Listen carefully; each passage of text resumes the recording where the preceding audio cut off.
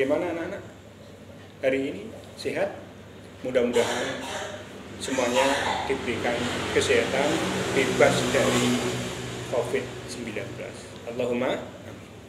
Baiklah anak-anak, materi yang akan saya sampaikan pada hari ini adalah tentang toleransi berbangsa. Pada prinsipnya, toleransi itu ada 3. Yang pertama, toleransi intern umat beragama. Artinya apa? Sesama satu agama itu hendaklah mempunyai rasa toleransi atau tenggang rasa. Ya, maknanya yakni Islam dengan orang Islam. Walaupun mungkin antara satu dengan yang lain kita berbeda aliran, katakanlah mudahnya saja, antara NU dan Muhammadiyah, yang walaupun beda aliran, katakanlah ini kan sesama Islam, hendaklah kita juga bertoleransi. Jangan sampai antara sesama Islam saja bertengkar. Kalau nanti kita bertengkar, itu yang rugi siapa? Islam itu sendiri, kita sendiri. Nah, itu. Kemudian yang kedua, toleransi antar umat beragama. Artinya antar agama yang satu dengan agama yang lain. Contoh, Islam dengan Kristen, Islam dengan Buddha, Islam dengan Hindu, Islam dengan Konghucu, dan lain sebagainya. Demikian pula sebaliknya, Hindu dengan Islam, Hindu dengan Kristen, Hindu dengan Katolik, Katolik dengan Hindu, dan seterusnya.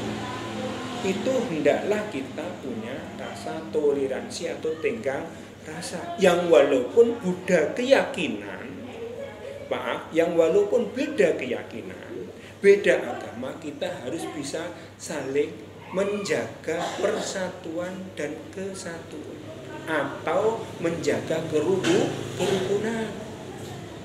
Yang ketiga, yakni toleransi antar umat beragama dengan pemerintah. Nah ini, ya, kita tahu bahwa Indonesia ini terdiri dari berbagai macam agama yang dianut oleh rakyat Indonesia. Ada Islam, ada Kristen, ada 2 Kristen Katolik dan Kristen Protestan, ada Hindu, ada Buddha, ada Konghucu atau aliran kepercayaan. Nah ini, oleh karena itu kita harus bisa hidup rukun bersama-sama pemerintah untuk mewujudkan cita-cita daripada bangsa Indonesia yang sudah tertuang di dalam Undang-Undang Dasar 45. Kalau kita berbicara bangsa Indonesia yang dijadikan dasar untuk menyatukan bangsa atau agama tersebut, bukan Al-Quran, bukan Injil, bukan Tripika, ya. Namun demikian yang digunakan adalah Pancasila. Karena apa? Pancasila itu merupakan rumusan dari para tokoh-tokoh agama, tokoh negara. Karena apa? Satu, ketuhanan yang Maha Esa. Dengan mengenal ketuhanan yang Maha Esa, maka bisa diambil pengertian bahwa semua rakyat Indonesia, semua bangsa Indonesia itu harus mengakui adanya Tuhan yang Maha Esa. Artinya semua rakyat Indonesia harus bertuhan. Ya, bertuhan berarti harus beragama. Kalau ingin menjadi bangsa Indonesia kok tidak beragama alias ateis, itu tidak bisa diterima di negara Indonesia. Nah ini, ya, itu hubungannya antara tadi apa? Intern umat beragama Islam dengan Islam, antar umat beragama Islam dengan Kristen, Kristen dengan Hindu, Kristen dengan Islam, dan seterusnya. Yang ketiga adalah antar umat beragama dengan pemerintah. Oleh karena itu mari kita dukung program-programnya pemerintah ini, jangan sampai bertengkar, apalagi sampai peperangan gara-gara tidak sesuai dengan hati nurani kita. Karena itu sudah merupakan rumusan dari tokoh-tokoh agama dan tokoh bangsa negara Indonesia. Kalau di dalam agama Islam atau agama kita, toleransi beragama tadi itu dapat disimpulkan yakni sebagai rahmatan lil alamin. Artinya apa? Di dalam ajaran agama Islam itu mengenal Islam rahmatan lil alamin.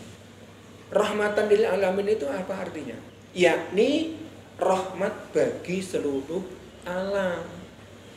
Di sana Al-Quran menyatakan Islam rahmatan lil alamin, bukan rahmatan lil muslimin. Bedanya apa? Kalau rahmatan lil alamin itu untuk semua umat, karena diperuntukkan rahmat bagi seluruh alam.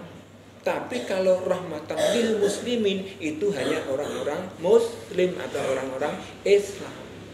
Sehingga Islam tidak mengenal seperti itu. Artinya tidak hanya Islam saja yang diurusi, atau tidak hanya umat Islam atau orang Islam saja. Tapi Islam itu mengurusi semua yang ada di atas dunia ini. Oleh karena itu kita harus dapat hidup rukun, baik dengan sesama Islam atau antar umat beragama, katakanlah Islam dengan non-Islam, sekaligus Islam dengan pemerintah.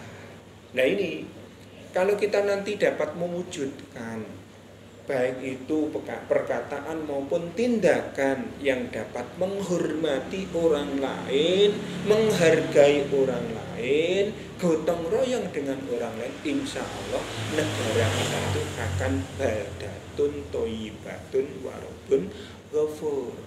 Nah ini ya, kembali lagi seperti tadi, Islam rahmatan lil alamin, bukan Islam rahmatan lil muslimin.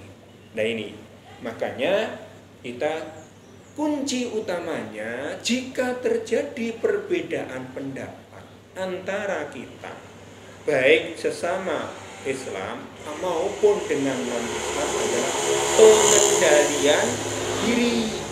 Nah ini ya, harus kita dapat mengendalikan diri kita, karena mereka memang tidak sama pemikirannya dengan kita. Jangankan orang non-Islam, sesama Islam pun ada Muhammadiyah, ada NU, ada Murji'ah, ada Syiah dan lain sebagainya. Nah ini, itu di dalam Islam sendiri banyak sekali aliran-aliran yang semuanya itu wadahnya Islam. Namun demikian kita harus hidup rukun. Nah ini deh. Demikian pula di sini nanti kalian di dalam satu wadah SMA Negeri 1 tadi, ada yang dari Geger, ada yang dari dagangan sendiri, ada yang dari Ndolopo, ada yang dari Kebun Sari, bahkan di luar itu yang melatar belakangi atau latar belakangnya berbeda-beda. Kita harus bisa hidup rukun. Nah ini ya, lebih-lebih yang sekarang ini anak-anak muda biasanya mempunyai perguruan pencaksilat. Ada Esyatrate, ada Cempaka Putih, ada apa lagi? Ada Winongo dan lain sebagainya. Itu tinggalkan semuanya. Ya, tanggalkan bendera-bendera semacam itu di rumah. Kalau sudah masuk di dalam lingkup SMA Negeri 1 Dagangan, organisasinya cuma satu, yakni OSIS, organisasi intra sekolah. Demikianlah ya anak-anak yang saya sampaikan. Terima kasih atas perhatiannya. Assalamualaikum warahmatullahi wabarakatuh.